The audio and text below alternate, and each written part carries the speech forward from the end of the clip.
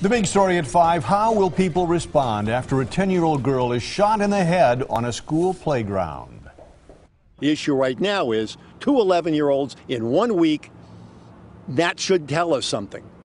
Sierra Guyton was caught in a crossfire. Now she's on life support. Police believe they know one of the gunmen, and they're now trying to track down a second suspect. Now, you can actually see evidence markers on the ground at 28th and Clark. Witnesses heard more than a dozen gunshots. Sadly, they say that is common for their neighborhood. Sierra's father spoke out today. Vince Vitrano begins our coverage.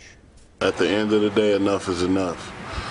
Anwan Guyton's 10-year-old daughter Sierra was with friends at Clark Street School's playground Wednesday night.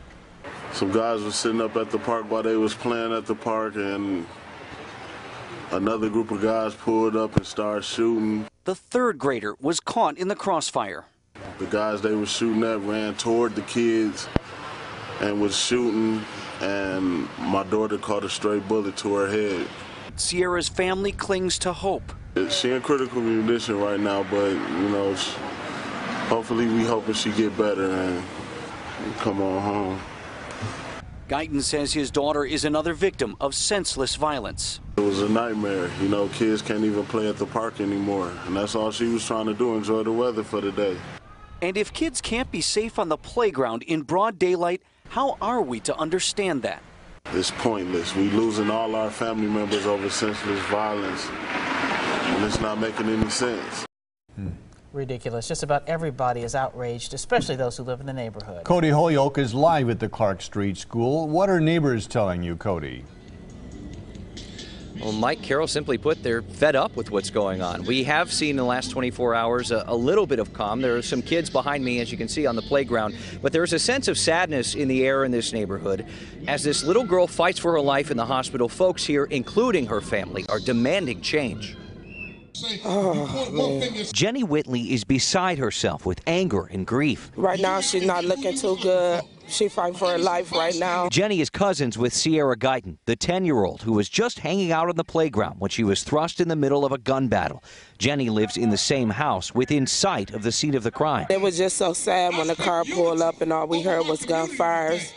We're trying to get the kids, off the park. And then we found out that my cousin was just laying there. It was just so sad. In this neighborhood, sadness quickly turned to anger. That could very well be your child tomorrow. If they shot her, what makes you think they won't shoot you or your child? Outside groups work to coax neighbors from their homes to ask for their help in the fight to change the culture when it comes to gun violence. I have a 6-year-old son right here with me right now that plays and goes to the park and different things like that, and that could have been very well could have been him, so this is not just this family problem. This is a community and whole problem. Many people on the block were afraid to come outdoors in fear of retaliation. Sierra's family is concerned that mindset could mean more bloodshed. Are you worried this could happen again right here? Yes, and it will happen again if nothing has been done, because just last week, some little boy was on the playground shooting, 15 years old, and it's sad that kids just got guns in their hands. Give you some perspective here. Sierra's family lives about 50 yards from this playground across the street. I'm told her parents are at Children's Hospital with her right now, but the girl's outlook is grim. Neighbors here are hoping that the bloodshed will stop before another child falls victim to violence. Live at 28th and Clark, Cody Holyoke, today's TMJ4. Yeah, a sense of despair in that neighborhood. Thanks, Cody. Milwaukee County Sheriff David Clark says the majority of the people who live in that neighborhood are decent and law-abiding. He blames the violence on what he calls the underclass. The underclass are not the general poor. The underclass live by different values that you and I are shocked by. But nevertheless, those are the values they live by. Values like settling disputes with firearms. The general poor do not do that. Drug and alcohol abuse, school failure, failure to socialize their kids, flopping in and out of the workforce. Those are a few of the underclass values that manifest itself into the type of behavior and the violence that we see. Lacey Crisp continues our coverage with more outrage over this shooting. Lacey. Well, it was heartbreaking to watch as the students were let out of school today. They all walked up to this spot and looked on the ground where little Sierra was shot. Now, Mayor Barrett is calling on the community to help put the two suspects behind bars. Sierra's condition, again, is very, very serious. As a parent, you would never imagine that a playground outside of school at 7 p.m.